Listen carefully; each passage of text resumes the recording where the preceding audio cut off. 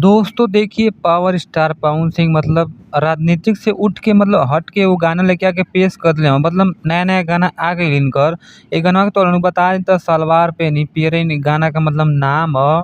जेमे सिंगर के बारे में बता दी त पावर स्टार पवन सिंह ह, और फीमेल सिंगर के बता दी तो शिवानी सिंह है ना। तो तोहरा के भाई लोग बता दें कि गाना उतना अच्छा ना कहाँ से व्यूज देखा लोगन 3 दिन हो गए गाना के। लेकिन ये गाना पे तो उनके व्यूज बता दी तो लगभग लगभग मतलब 3 साढ़े 3 मिलियन पे व्यूज आइल है। बहुते कम व्यूज है भाई लोग ने। तो पावर स्टार पवन सिंह ऐसे बहुत ज़्यादा व्यूज चल जाला।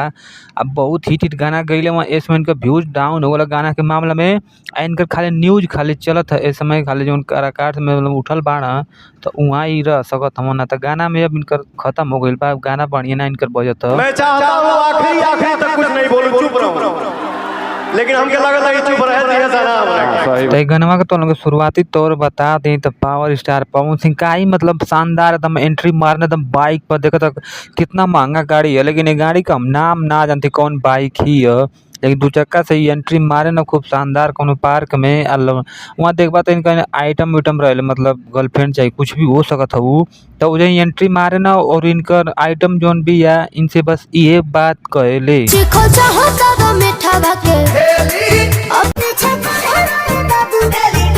तो पावर स्टार पवन सिंह ये बात कहे ना कि मतलब तू जब हमारी के आवेलू तो काट लू जिये रे आ काहे से कि जब तू पहन के आवेलू सलवार पेनी पिए रे। अच्छा काढ़ ले लू जिया रे सलवार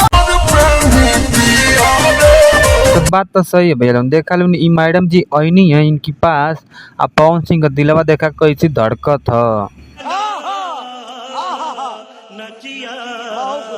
अब तो उन्हें लोग बताओ लोन कि ऐसन केहू का हो सकता खाली पावर स्टार पवन सिंह ऐसन काम कर सकता। उन्हीं के सीना जौन की इतना का हिल सकता, उन्हीं का दिल है कि जौन इतना का हिल सकता ना तक क्यों ना भोजपुरी इंडस्ट्री में केहू कहीं ना होखे वाला। क्या बात कर रहा है? बाकी और भाई लोग गाना सुनबा तो ठीक ठाक हमके ना लगत है। मतलब गाना व्यूज बहुत कम गिरत है। ठीक ठाक तो उनके लगत हो तो ठीक, लेकिन हमार मतलब नंबर दे के बात करबा 10 में से तो गाना के 10 में से हम 7 नंबर देते हैं। उतना हमके ठीक ना लगल ना। तो उनके बता दे कि यदि तो उनके गाना सुने के ह तो जाके टाइम्स म्यूजिक भोजपुरी सुन सकत हलन। वही चैनल पर जौन कि गाना डालल गईल आ गाना में जौन जे लिखले बा वो प्रियांशु सिंह हम। ये गाना के तो लिखले हम प्रियांशु सिंह। आज म्यूजिक डायरेक्टर है वो भैया तो उनके हम बताए थे कि म्यूजिक डायरेक्टर प्रियांशु सिंह और जो गाना के लिखले प्रियांशु प्रियादर्शी है यार, गड़बड़ा गया। अब बाकी और भाई लोग हम तो उनके और कुछ हम ना बता सकते। अगर तो उनके पास ये वीडियो चल गई तो तो अपन बारे में समझ लिया लोगन ना। तो हम नेक्स्ट वीडियो में मिलत या गाना एक बार कभी जाके पवन सिंह का गाना तो सुन सकत हो। कहाँ से पवन सिंह गाना ठीक देखबा तो हिट रहेला, लेकिन ये गाना के बारे में हम ना बता सकते। हम मिले थी कोनो दूसरा वीडियो में, ठीक बा। कोनो गलती हो गई तो क्षमा कर दिया ठीक है।